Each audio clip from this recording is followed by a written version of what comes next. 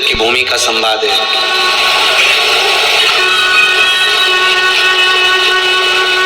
भगवान कह रहे हैं, मां, अगर नारी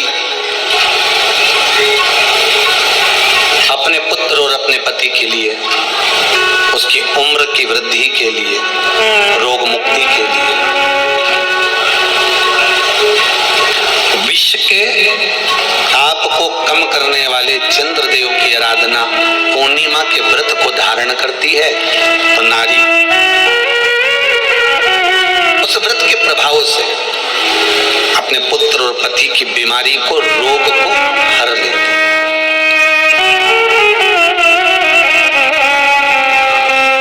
रोग का हरण कर लेती है।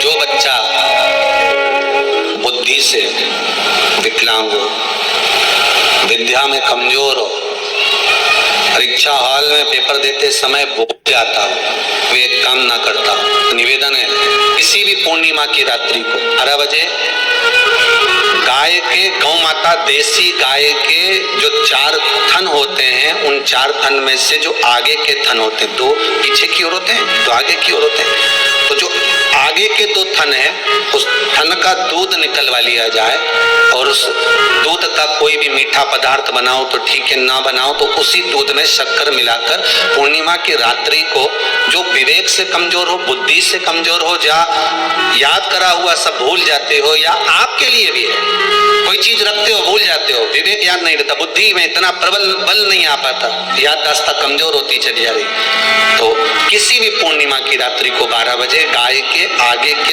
2 थन का दूध, उसमें कोई पदार्थ, शक्कर, गुड़ कुछ में मिलाकर भगवान के चंद्रदेव की साक्षी में उसको पिला दिया जाए। महाराज बार बार पिलाने की जरूरत ही नहीं पड़ेगी, एक ही बार में काम कर जाएगा और विवेक पूर्ण तरह से कार्य करेगा। इसी गाय के आगे के 2 थन का दूध बड़ा प्रबल होता है। पूर्णिमा की रात्रि को 12 बजे उसका प्रयोग किया, दूध को निकाल लो, शाम के समय, रात्रि के समय वाले से कहकर जिसके यहाँ पर देसी गाय हो वहां निकलवा कर उसको रखा जाए, उसका पान करा जाए। रोग बीमारी में प्रबलता, तो माँ यशोदा जी जग कल्याण के लिए पूछ रही है। जब देवता 33 कोटि देवता उस चंद्र के इंतजार में रहते हैं कि ये चंद्र प्रबल होगा, तब जाकर ये चंद्र यहाँ पहुंचेगा, तब जाकर हम मंथन करेंगे, तब जाकर वो अमृत मिलेगा और उस अमृत को देवता धारण करेंगे तो वो आनंद पा जाएंगे। हम क्यों एक एक पूर्णिमा छोड़े? एक एक पूर्णिमा के महत्व को जानिए। कोई पूर्णिमा साधारण नहीं है, कोई प्रदोष साधारण नहीं है, कोई शिवरात्रि साधारण नहीं है। 12 महीने शिवरात्रि पड़ती है, 12 महीने में प्रदोष पड़ता है, उसका महत्व ही नहीं जान पाता। कौन से प्रदोष पर क्या करना है, कौन सी पूर्णिमा को क्या धारण करना है, कौन सी शिवरात्रि पर।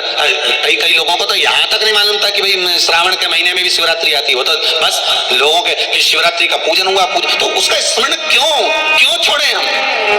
अगर ये वेद और शास्त्र ब्राह्मणों को दिए गए हैं, ये वेद और शास्त्र विद्वज्जनों को दिए गए हैं, तो इसका स्मरण होना चाहिए कि हम निकाल कर जनमानस तक ये चीज पहुंचाएं कि हमें इस दिन ये पूजन करना है, उसका स्मरण होना चाहिए।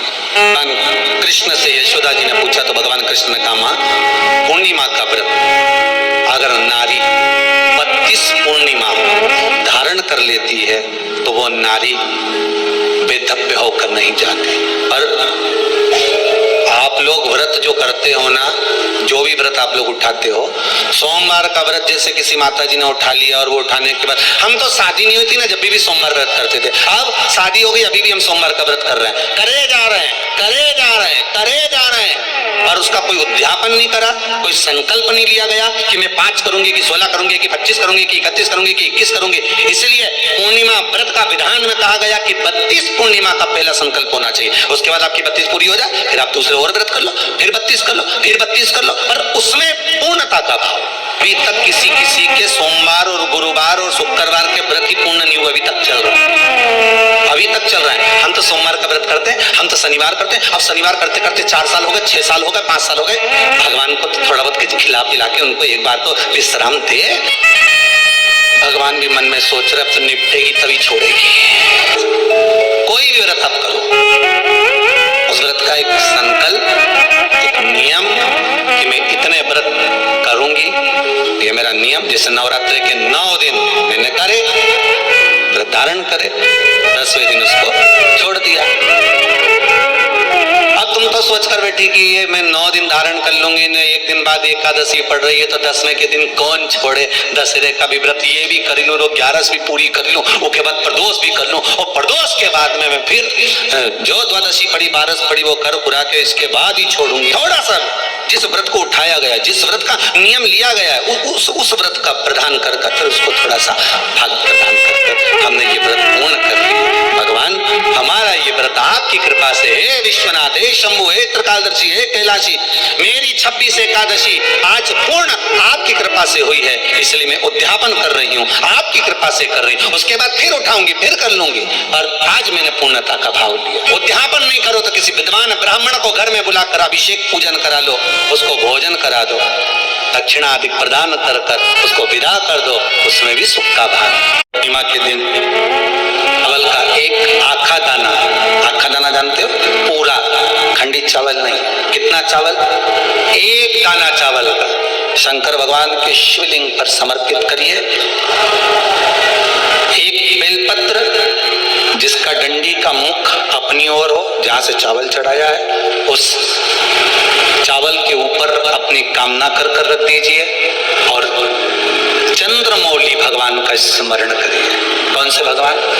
शंकर भगवान का सर्वश्रेष्ठ सुंदर नाम है चंद्रमौली। चंद्रमौली भगवान का स्मरण करिए, अपनी कामना कर कर बेलपत्र समर्पित कर कर शिव जी पर एक लोटा पानी, एक जल पात्र समर्पित करो, कलश से जल चढ़ा दीजिए, नयनों में वो जल लगाकर अपनी कामना कर कर वापिस घर को आइए। आएगी जो कामना करी है मेरा चंद्रमौली भोलेनाथ उसे पूर्ण करेंगे।